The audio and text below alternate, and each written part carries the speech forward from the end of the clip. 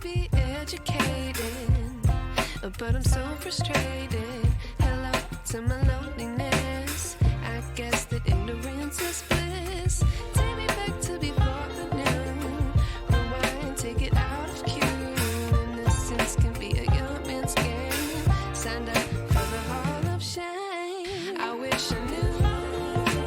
Well, if you don't know her, Ann Coulter, an American conservative media pundit, author, syndicated columnist, and lawyer, is known to say very controversial things on behalf of right-wing Republicans. She's always been a polarizing figure. However, at times, Ann Coulter is like a broken clock. She's absolutely correct and says some things that are very poignant and very relevant and ends up calling out the Democratic Party. You made kind of a provocative comment in your new book here, Mugged, and I think it's on page 151. You write that various groups, feminists, gay rights groups, and those who are defending immigrants have commandeered the black civil rights experience. Yes. What do you mean by that? Yes, I'm glad you asked that because I think it's one of the most important points of the book. I mean, I think the way liberals have treated blacks like children and many of their policies have been harmful to blacks. At least they got the beneficiary group right. We do have to, I mean, we shouldn't. There is the legacy of slavery and Jim Crow laws. We don't owe the homeless. We don't owe feminists. We don't owe women who are desirous of having abortions, but that's, or gays who want to get married to one another. That's what civil rights has become for much of the left. They dropped the blacks after 5 minutes. Immigrant rights are not civil rights? No, I think civil rights are for blacks. See, this is essentially the problem, and the Republicans Can I just understand. say, what have we done to the immigrants? We owe black people something. We have a legacy of slavery. Immigrants haven't even been in this country. But you see, most of us are either immigrants or are the descendants of immigrants, and we understand that not everybody. There are Native Americans, but we understand in this country. We understand in this country that kind of self-deportation, making things so difficult for immigrants, for undocumented immigrants, that they have to leave, or the DREAM Act, vetoing, threatening to veto the DREAM Act, which is what Romney has said. I mean, and again, we have Governor Romney, who is basically taking a position that is anti a large and the fastest growing segment of the electorate. And here's the thing, if Republicans don't do something with immigration, and if Republicans are so far away from Latinos, they're going to lose not only this election, they might lose the White House for generations. The future. And Texas to turn That's why the from red to Democrats blue. are dropping the blacks and moving on to the They're not Hispanics dropping the because they're a blacks. larger group of Hispanics now. But could I just say to Jorge, I hate to disagree with you when you're attacking President Obama, but I think the point on immigration is you can have open borders or you can have a welfare state. You cannot have both. Now, in that clip, she obviously called out the Democratic Party for obviously doing exactly what they ended up doing, dumping the black vote and trying to replace it with the Hispanic vote. And if you don't believe me, then check out what Biden's answer was during his run for president this time around. Do you support reparations? Look, I mean, since I haven't spoken on this, got a chance. Number one, the reason we're the country we are is because of immigration. We've been able to cherry pick the best from every single continent. The people who come here have determination, resilience. They are ready to stand up and work like the devil. We have 24 out of every 100 children in our school today is Hispanic. The idea that we are going to walk away and not provide every opportunity for them is not only stupid and immoral, but it's bad for America. They are the future of America, and we should invest in them. Everybody will benefit from it, every single American, and you should get used to it. This is a nation of immigrants. That's who we are. That's why we're who we are. That's what. Obviously, Ann Coulter wasn't lying. She saw the writing on the wall, and she obviously knows insiders on both the Democratic side and the Republican side, because as you know, we have racist liberals just like we have racist conservatives. And look at all the things that Biden has managed to do since he's been in office, and it's all been based on what we as African Americans gained during our civil rights within the nation where we built the wealth of the nation. This man, right after winning, basically said, don't depend on me for reparations, while proceeding to try to give reparations to Hispanics who illegally entered the nation. He's given money left and right to every group that you can possibly name, from African refugees to fake Native Americans who are basically dolls, enrollees. A protection bill for the Asian community, just loads and loads of money left and right, even to the point where now we've given billions to Ukraine, which is known as the neo-Nazi supportive nation. Now mind you, they'll always say, well, we're a land of immigrants, we're a land of immigrants. The wealth of this nation was built before the bulk of any of these immigrants got here, and we didn't attract the best and the brightest at that time. Okay, like it says, give me your poor, your broke, your busted, and your disgusted who can't seem to get a leg up where you are and come over here. We already got the infrastructure built for you. That's what we got. They would come over on these ships. Oh, I will see the Statue of Liberty, and I knew that I had reached the land of prosperity. Now realizing that the statue was built for slaves in the hopes of them regaining their freedom one day. Even Trump has come out and spoken the truth about who built the wealth of this land. But they won't show that on TV. African Americans built this nation. You built this nation. You know, you're just starting to get real credit for that. Okay, I don't know if you know that. You're just starting to get, you built the nation. We all built it, but you were such a massive part of it. Bigger than you were given credit for. Does that make sense? So now we have immigrants like Nikki Haley, whose family came here benefiting from the struggles of the descendants of slaves being African Americans.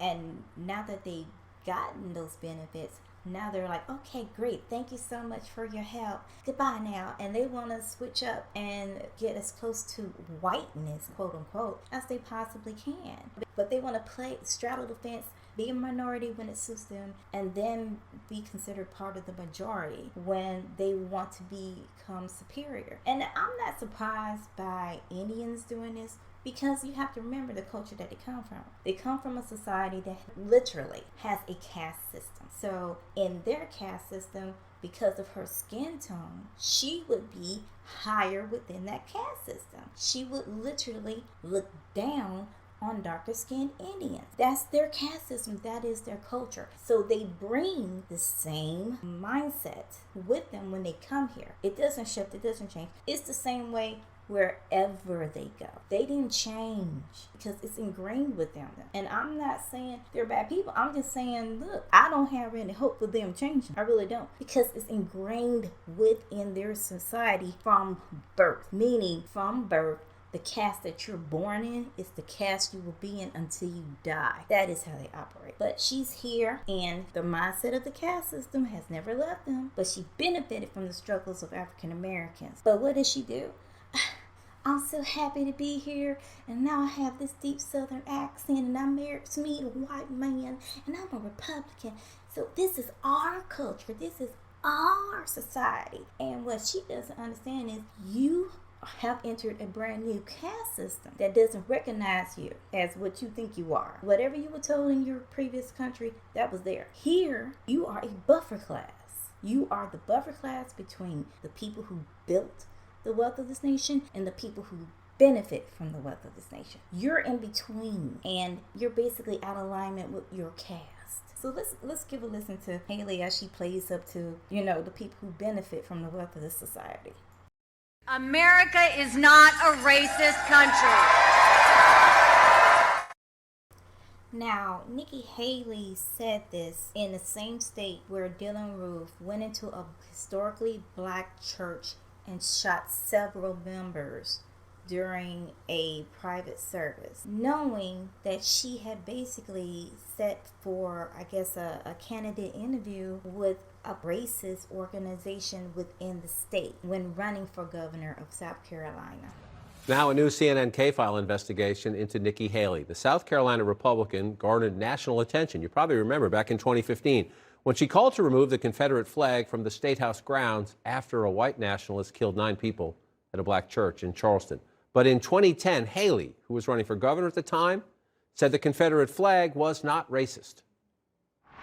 For those groups that come in and say they have issues with the Confederate flag, I will work to talk to them about it. I will work and talk to them about the heritage and how this is not something that is racist. This is something that is a tradition that people feel proud of. That interview you see there was by a local activist group called the Palmetto Patriots. At one point, candidate Haley said this about South Carolina's Confederate Heritage Month. The same as you have Black History Month and you have Confederate History Month and all of those, as long as it's done where it is in a positive way and not in a negative way, and it doesn't go to harm anyone, and it goes back to where it focuses on the traditions of the people that are wanting to celebrate it, then I think it's fine.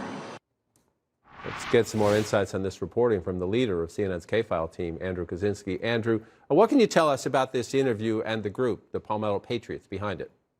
So this interview took place in 2010 when Haley was first running for governor. Now this group, which is now defunct, the Palmetto Patriots, was formed, according to them, to fight attacks against Southern culture. It appears to have just been a rather small group that was interviewing Haley, just a few people. And CNN was able to learn that one of those interviewers was a board member, an active member of the white nationalist group, the Council of Conservative Citizens. Now, people might remember, but just 5 years later, that same group was reportedly who inspired Dylann Roof to do that shooting at a historically black church in Charleston. And as we remember, that shooting eventually spurred Haley to call for taking down the Confederate flag from the State House grounds. Now, in this interview, we saw Haley offer sympathetic answers on the state's Confederate history. Let's just take a listen to this clip here of what she said about the causes of the Civil War. You have different sides, and I think that you see passions on different sides, and I don't think anyone does anything out of hate. I think what they do is they do things out of tradition and out of beliefs of what they believe is right. It was tradition versus change is the way I see it. John? Tradition versus change is the way I see it. A lot of people would see it differently than that. So she's a presidential candidate now. You reached out to see if they would respond. What'd they say? So we reached out to her campaign. We asked, did she know that one of the people interviewing her in this small group was a white nationalist? We didn't hear back on that. We didn't hear back on, any of the clips that we've played here. They did send us a statement saying, citing basically what she did with the Confederate flag, saying Nikki Haley's groundbreaking leadership on removing the Confederate flag from the South Carolina Capitol grounds is well known. It's a question that could come up in the weeks and months ahead as she campaigns in Iowa, New Hampshire, South Carolina, and beyond. Andrew Kaczynski and the K-File team, thank you so much. Did you hear what this ignorant woman said about the Civil War and the reason why it was fought? This is who is running for president. Someone who won't even acknowledge the actual reason why the Civil War was fought, which was fought because they wanted to retain the system of slavery in order to keep their wealth. That's what it was fought for. It was fought for keeping your free labor so you can continue to build your wealth. The first millionaires within the United States were in the South, in slave-owning states. In fact, the first millionaire was in the state of Mississippi, slave owner. And this is the woman who wants to run. This is the immigrant. My parents were immigrants. The immigrant who benefited from the struggle of the slave, who she chooses not to even acknowledge the history of. That's who's running. This is the same Nikki Haley who would later turn around and say that we should deport a descendant of slavery.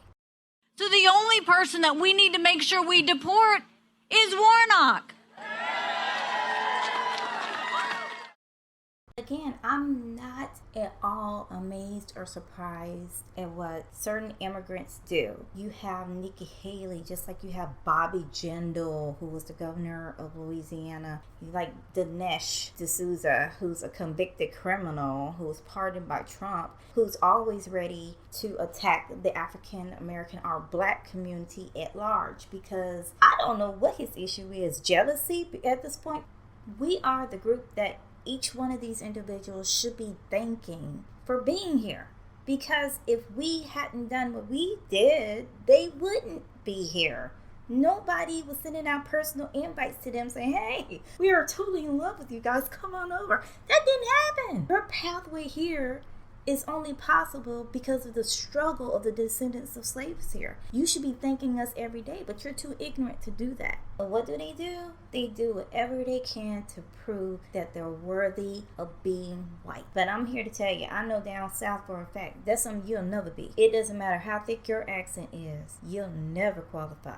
I can tell you that for a fact, because I've been around some folks who happen to be Caucasian, and they talk openly about you. Seriously, they do. And that's why Ann Coulter doesn't feel bad or have any problems with putting you in check and letting you know exactly how members of her group, your usefulness begins and ends with your ability and willingness to be a puppet. That's it.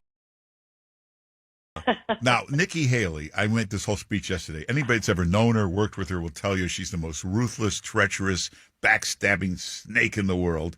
But then all these political people are calling me and saying, what does that have to do with anything? That's perfect for politics. That's not a disqualification to run. What do you think? That none of those words would have been the word I'd use for her. Mine is shorter and simpler. It's bimbo. Okay. She's an absolutely ridiculous character, and the only people say they support her are people who probably genuinely are sexist. And, oh, I support the girl. Oh, good for you. You like girls. No, she's utterly, completely, preposterously ridiculous. I don't think she will get more than 2% of the vote. And you know how I hate making predictions about things like that, but she's just a preposterous creature. But her candidacy did remind me that I need to immigrate to India so I can demand they start taking down parts of their history. Well, you are a good... What's with the worshiping of the cows? They're all starving over there, and they're worshiping cows. Do you know they have a rat temple where they worship rats? Hey, baby cakes, why don't you go back to your own country and reconsider that history? How about Gandhi's behavior with little girls? Can we review that? Wait a minute. As you may know, I am referring to Nikki Haley, child of immigrants, governor of South Carolina, who immediately, after some psychopath does the mass shooting at the church, hideous. Oh, what will I do? Let's take down the Confederate flag from the South Carolina Capitol. As you know, Mark Simone, I am descended from Union soldiers. It's my history. This is my country, lady. I'm not an American Indian, and I don't like them taking down all the monuments. Well, I consider them monuments and admirable facts about Indians. I really hate that liberals have moved Indians into being, we're victims. Why do you think we name football teams after American Indians? Because they were courageous, they were tough. It's out of admiration. That's why so many Americans like Elizabeth Warren lie and claim to be Indians. But even though I'm not an American Indian, I respect them. I respect the history. It is part of my country's history. All right. That's a good point. So, hey, but you are the best predictor, because I remember that famous Bill Maher show. It was like 2015. You were on the panel, and they said, who's going to be the next president? And you said Donald Trump, and the whole audience laughed for 10 minutes that you were so preposterous. And you were the only one that was right the whole time. Well, there's a little key to that. And thank you for reminding me. And that is, politicians will never admit it, but immigration is the secret sauce. Yeah. And by the way, guess who's bad on immigration? Nikki Haley. Oh, yeah. Let's also mention her own state, South Carolina, is not going to vote for her. They've already come out against her. So. Look at what's going on in Great Britain with the Prime Minister who happens to be Eastern Indian right now. Look at what is happening, because he's a new day and a new controversy for Rishi Sunak, the UK's first brown unelected Prime Minister. Just days ago, in a cabinet reshuffle, Sunak appointed Lee Anderson, the MP for Ashfield, to the role of the Conservative Party Deputy Chair. In less than a week, however, Sunak is now facing very serious questions about his choice for the top role after some very alarming revelations have surfaced. A story broken by the Sunday Mirror highlighted Lee Anderson's association with a local group called the Skegby Scooter Club. Among the group, Anderson has been photographed with men who have worn white supremacist clothing and logos. Anderson himself has in the past publicly praised the group as salt of the earth people who made him feel proud to be born in England. One of the group members, Martin Dudley, pictured with Anderson, has worn a white pride t-shirt and was also once a member of the far-right political group, the BNP, aka the British Nationalist Party. Nathan Bratby, another group member, pictured with Anderson, has been photographed wearing a t-shirt promoting a neo-Nazi rock band. Paul Reeson, another group member, pictured shaking hands with Anderson, once published a social media post instructing UK Muslims to leave the country or face his wrath. Another report also raising questions about Lee Anderson's character features a journalist catching Anderson on the hot mic, instructing someone on the phone, referred to as a friend, to act as if he doesn't know Anderson. Because Anderson was wearing one of our radio microphones, we'd managed to record him setting up the apparently spontaneous doorstep encounter beforehand. Don't just make out you don't make out you know who I am. You know I'm the candidate, but not a friend. All right. So who is Lee Anderson, who now holds one of the top positions in Rishi Sunak's government? Can Lee Anderson remain as an MP? And how much knowledge did the government have about Lee Anderson's links to UK neo-Nazi sympathisers?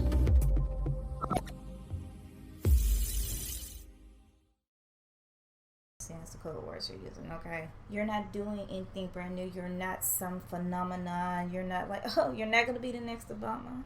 You're not going to be the brown or the Hispanic or whatever Obama, because all these presidents, if you haven't noticed, have been related in some way. So that's another factor you might want to think about. And I know you probably think, oh, conspiracy, but you better check your genealogical tree. They choose who they want to run, so they never have to worry about what's going to happen when they enter that office. But Nikki Haley was never a threat. That was a warning to put her back in check and let her know you better play the game if you want a career. And that's all that was. And we would never have known about Nikki Haley had Trump not nominated her for his cabinet.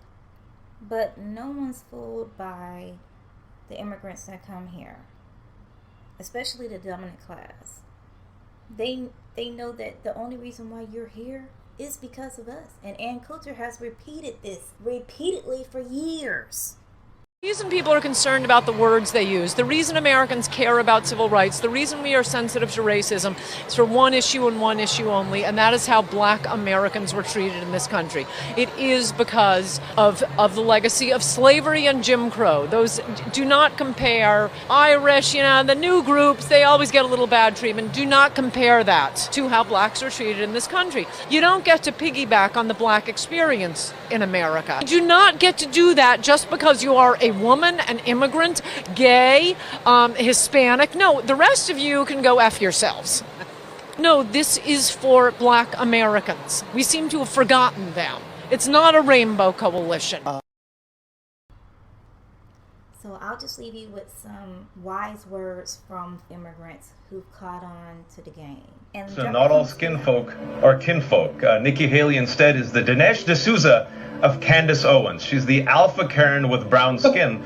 And for white supremacists and racists, she's the perfect Manchurian candidate. And instead of applauding her, I am just disgusted by people like Nikki Haley who know better, whose parents were the beneficiaries, as Asha said, of the 1965 Immigration Nationality Act, which passed thanks to those original BLM protesters and the Civil Rights Act. Her father came here because he was a professor. He taught at a historically black college in South Carolina. That's how she became the proud American that she is. And yet, what does she do? Like all these model minorities, which, by the way, is the strategy of white supremacy to use Asians in particular as a cudgel against black folks. Instead of pulling us up from the bootstraps and pulling others from the bootstrap, we're taught to take your boot and put it on the neck of poor browns, immigrants, refugees, and black folks. And that's what she did in her ad. So I see her and I feel sad, Mehdi, because she uses her brown skin as a weapon against poor black folks and poor brown folks. And she uses her brown skin to launder white supremacist talking points. And the reason why I feel sad, because no matter what she does, Mehdi, it'll never be enough. They'll never love her. And if you don't believe me, what did Ann Coulter tell proud American Nikki Haley 2 days ago? Go back to your country. Nikki, go back. They'll never love you. Go back. It ain't worth it. Go back to where you came from, which is the ultimate racist insult, and of course the title of your book.